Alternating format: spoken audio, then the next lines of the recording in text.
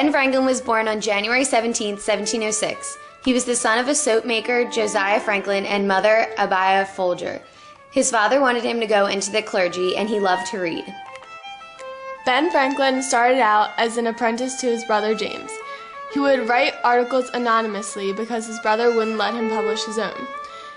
Doing this, he used the name Silence Dogood as a pseudonym.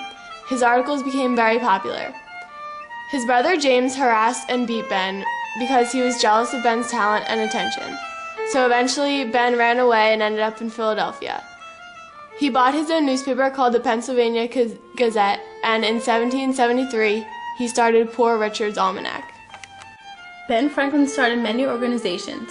He started the Junto, a young working man's group devoted to self and civic improvement, the Library Company, the first subscription library, American Philosophical Society, the first learned society in America, and he helped form the Pennsylvania Hospital.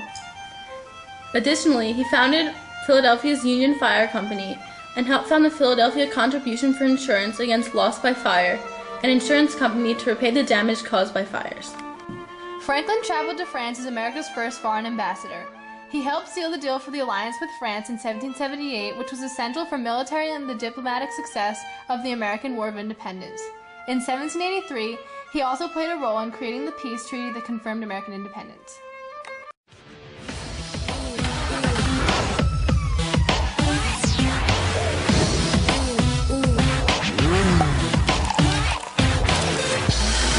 Hi, I'm Ben Franklin and welcome to my crib. Come on in, let me show you around.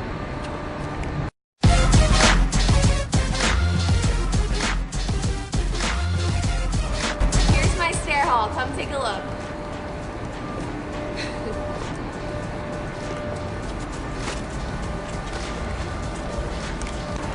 And here's my study, my parlor, where I studied and had lots of parties. We had some pretty wild times. Come this way. Yeah, right here. Right here you can see my kitchen with beautiful brick floors. One last thing. Here is the privy pit. The steel structure of Ben Franklin's house was built by Robert Venturi for the bicentennial as Philadelphia's way to honor Ben Franklin. The house used to be 3 stories, was 33 square feet, and had 10 rooms, but it was destroyed in 1812.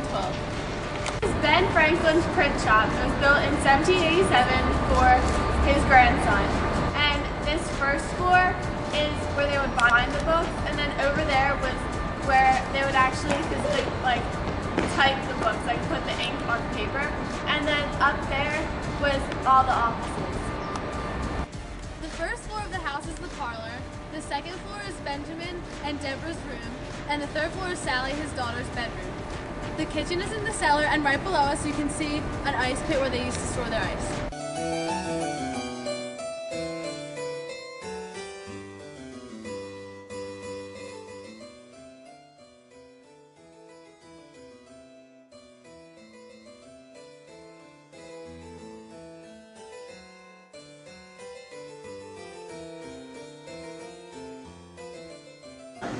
This is one of Ben Franklin's many inventions. It's called the electrical apparatus.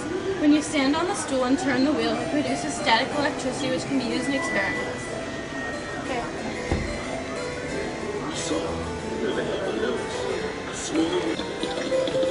This is one of Ben Franklin's inventions, the divided soup bowl. This was made for onboard ships, and they would put the soup in the big compartment in the middle, and then since ships could be kind of bumpy and rocky, whenever it had a round bottom, and so whenever the ship would turn, the soup would from the middle, instead of falling onto the table, it would just fall into one of these other smaller sub-containers, so you could still eat it. Ben Franklin was influential in the creation of many documents that can be seen right here, such as the Declaration of Independence, the Treaty of Paris, and the Treaty of Alliance. Ben Franklin originally designed this join or die cartoon to encourage the colonies to join together against the French, and then it reappeared later as a symbol of their rebellion against England. During the Constitutional Convention, Benjamin Franklin was suffering from gout and it caused him severe pain, so he was transported using this thing called a sedan chair. And I am today modeling our version of a sedan chair, which is a wheelchair. Here is a sedan chair in action.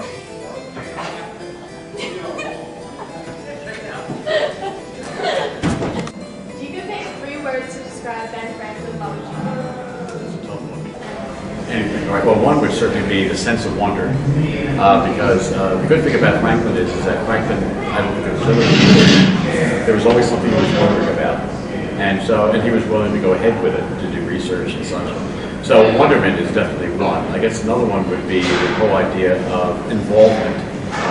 He was not the type of person that would sit back and just watch life go by, but he wanted to be an active part of that.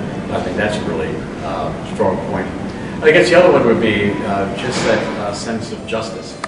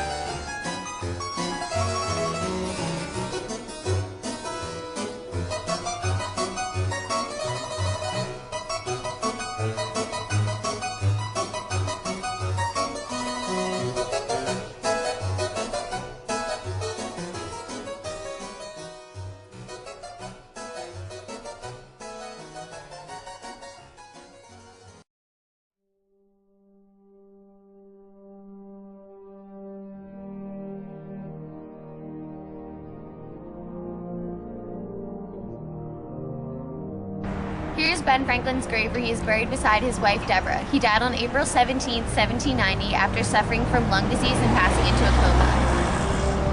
His funeral was very large, and he wrote his own epitaph, which can be seen right there. The body of B. Franklin, printer, like the cover of an old book, its contents torn out and stripped of its lettering and gilding, lies here, food for worms, but the work shall not be lost. For it will, as he believed, appear once more in a new and more elegant edition, corrected and improved by the author.